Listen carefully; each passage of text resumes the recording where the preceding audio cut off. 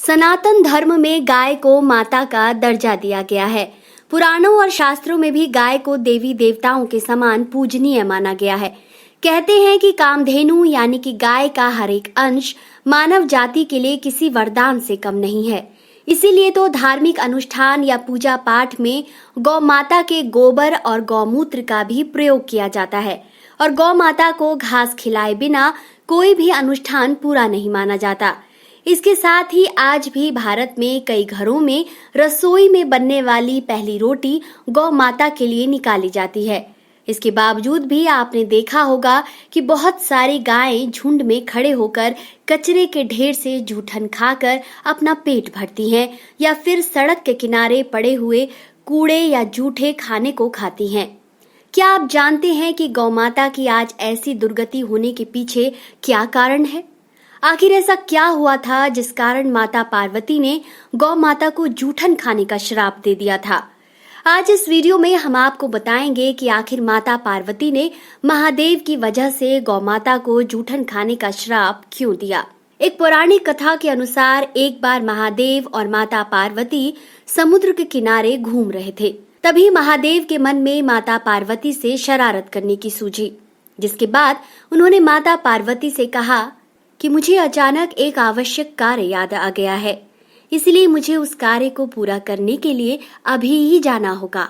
आप यहीं पर मेरी प्रतीक्षा कीजिए, मैं जल्दी वह कार्य पूरा कर आता हूँ। दरअसल महादेव माता पार्वती को परेशान करना चाहते थे और देखना चाहते थे कि वह उनकी गैर हाजिरी में क्या करती हैं। माता पार्वती ने महादेव की बात मान ली और अकेले ही समुद्र के किनारे बैठकर महादेव की प्रतीक्षा करने लगी।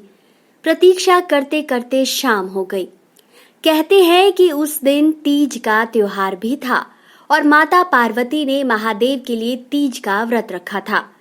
जब महादेव शाम तक नहीं लौटे तो माता पार्वती ने समुद्र के किनारे रेत से ही एक शिवलिंग का निर्माण किया और उसे महादेव का स्वरूप मानकर उसकी पूजा अर्चना की और अपने व्रत का पारण किया। हालांकि महादेव माता पार्वती को छोड़कर कहीं नहीं गए थे, बस उन्होंने एक अति सूक्ष्म रूप धारण कर लिया और वहीं माता पार्वती के पास बैठ गए।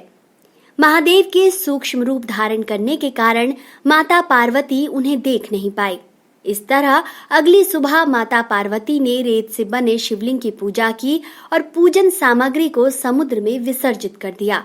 इसके थोड़ी ही देर बाद महादेव वहां अपने असली रूप में प्रकट होते हैं और माता पार्वती से कहते हैं कि देवी पार्वती, कल आपने तीज का व्रत रखा था और मेरी पूजा भी नहीं की और अपने व्रत का पारण कर लिया। जिस पर माता पार्वती महादेव से कहती है, हे भगवान, ऐसा नहीं है, मैंने आपकी पूजा की है और उसके बाद पूजन सामग्री का विसर्जन भी किया है। फिर महादेव कहते हैं कि देवी पार्वती, मुझे यहाँ पूजा का कोई सामान नजर नहीं आ रहा और ना ही ऐसा लग रहा है कि आपने कोई पूजा पाठ की है। माता पार्वती ने आसपास देखा, वहां उन्हें एक गाय खड़ी दिखाई दी, जिसे देखकर माता पार्वती ने महादेव से कहा कि यह गाय मेरे पूजा पाठ करने की साक्षी है। जब मैं पूजा कर रही थी तो यह गाय यहीं उपस्थित थी, आप चाहें तो इस गाय से पूछ सकते हैं। फिर महादेव ने गाय से पूछा कि क्या पार्वती ने कोई शिवलिंग बनाकर पूजा की थी, जिस पर गाय ने ना का इशारा करते हुए अपना सिर हिला दिया। महादेव माता पार्वती से कहते हैं कि गाय ने गवाही दे दी, यानी कि आप असत्य कह रही हैं। जिसके बाद माता पार्वती को क्रोध आ गया और उन्हें लगा कि गाय आखिर असत्य क्यों बोल रही है और उन्होंने उसी समय गौ माता को श्राप दे दिया कि तू दिव्य जन्मा है, जगत के कल्याण के लिए तेरा जन्म हुआ है, इसलिए जनहित के लिए तेरे गुण यथावत रहेंगे, लेकिन जिस मुख से तूने झूठी गवाही दी है उसे तो दंड भोगना ही पड़ेगा। झूठ बोलने के कारण अब तुझे लोगों का जूठन खाना पड़ेगा और तेरा आहार हमेशा झूठा ही होगा। इस तरह महादेव से झूठ बोलने के कारण माता पार्वती ने गौ माता को जूठन खाने का श्राप दे दिया।